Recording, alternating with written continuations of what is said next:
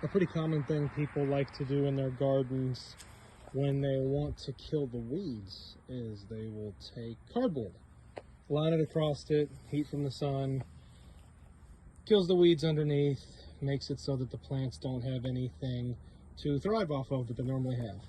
However, cardboard is full of cellulose, and it provides an environment and an area that's awesome for bugs. They love it. So people will often say, hey, I've got real bad ants. You guys have been spraying over and over.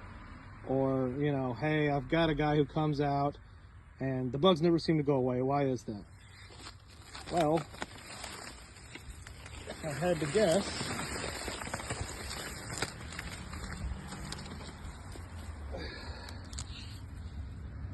let's say it's because all the creepy crawlies are being allowed to breed and thrive and live on this type of material. I'm going to put this back and talk with the customer about it because I want to help them. But if I can make a recommendation for people that like using this method to kill the weeds, go for like a tarp.